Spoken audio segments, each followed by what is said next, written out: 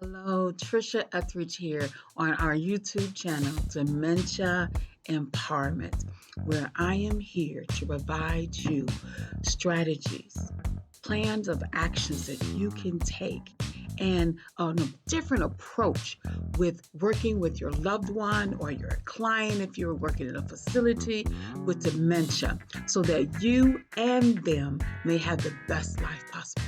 All right, let's get started. In today's video, we are talking about home safety watchouts. You don't realize how unsafe your home is for someone who has dementia, especially as the stages progress. So I'm going to give you some main areas of the house to just be look out, watch out for, okay, and modify accordingly so that your loved one is safe, okay, from harm. Okay, so let's begin. What's number one? We're going to start from the outside and work our way in. The doors. Okay, I learned this with my mom. We have a screen door. Of course, we have the latch on there.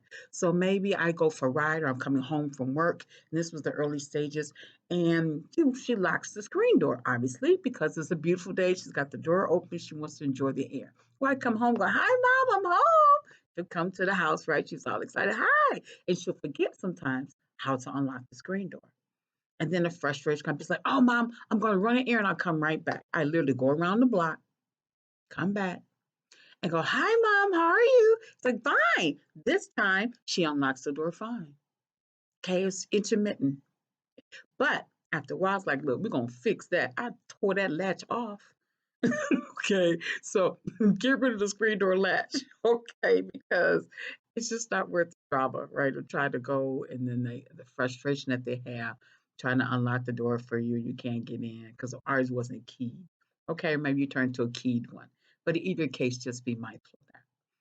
Next thing, also with the doors inside of your home, make sure your doors have passive locks, the ones that do not have a lock on there, because I don't want the person to accidentally lock themselves in and then they have a moment and they won't be able to remember how to get themselves open. Okay, to get it unlocked, to get out the bathroom or out the bedroom. So make sure you change all of your doors throughout the house. Change those doors, except your exterior doors, of course, to make sure they're passive locks so that they can get in and out. That's not a concern or an issue. Okay. Next thing we're gonna go to the kitchen. All right, in the kitchen is what we have. We have the gas stove or the electric stove, which sounds good for some good cooking, but they may leave the pot on too long and burn something up, okay, or the pot or sneak up the house. Or they may have the stove on and then don't realize it's especially if it's electric, they put their hand on there and they burn themselves. So anytime you're going to be away from the home or you're going to be, moving around the house, you're not going to be in the kitchen. Just pull those knobs off of the stove, okay, and put them away so that therefore we don't worry about them accidentally hurting themselves. Those are just the watch outs, okay? Also in your kitchen, I got those sharp dies. Some of y'all have those nice little holder, got all them steak knives in there and all those cutting knives. Put them knives up because that's an accident waiting to happen. Put them up, put it up in the cabinet somewhere, and put a lock on it. So then again, you have safety in your home for them. What else is in the kitchen?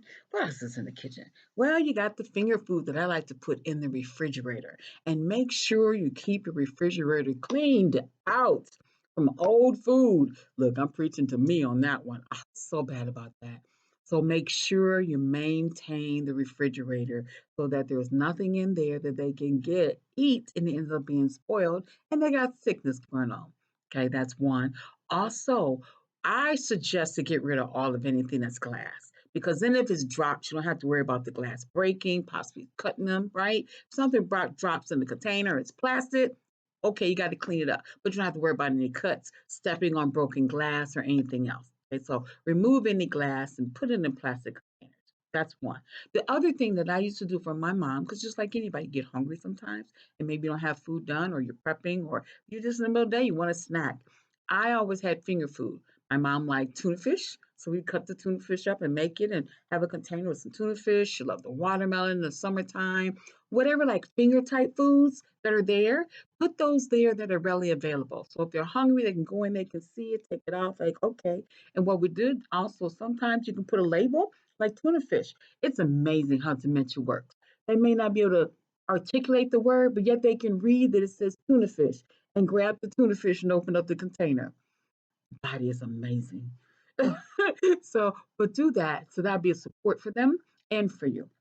The next area we want to talk about is the bathroom. Now, what we did in there is if you want, is to put those bars like on the bathroom by the toilet so they can help support themselves to get up. If they're going into the tub, have a bar that they can hold on to. That's also helpful. Now, in the tub itself, so they don't slip.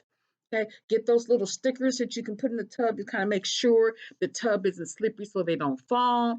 And you know how we like to have those rugs so our feet don't get cold when we come out the shower or come out the tub? Make sure you get the kind that don't slide. That's the worst thing can happen. Go zoop, boom, and they're down, right? Or zoop, boom, you down. So that's the beauty of the things I share because it not just helps your loved one, it helps you for your safety as well. All right. So we got to the kitchen, we took it to the bedroom. That's a doorknob, right? The bathroom with the bars and make sure you don't have anything slippery with your different type of rugs. The garage, you don't have those chemicals. The you have maybe your turpentine or your fluid to clean if you're painting, paints, anything like that. Put it in the cabinet. Put a lock. Gas for the lawnmower. Lock it up. Anything that they can grab that you wouldn't want them to grab, just go around and look at it like that. And then from there, you're like, oh, I didn't even think about that. Now you have. Now, if you're interested, go ahead and send me an email, info@dementiaempowerment.com. Give me your email, name, contact information so I can reach out to you. And I also will send you a list of the safety watchouts for your home so that your loved one and yourself can stay safe.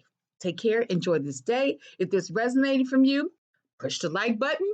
And then you want to hear more videos coming out or that in the past, make sure you click the notification and subscribe, and then you can always hear from me.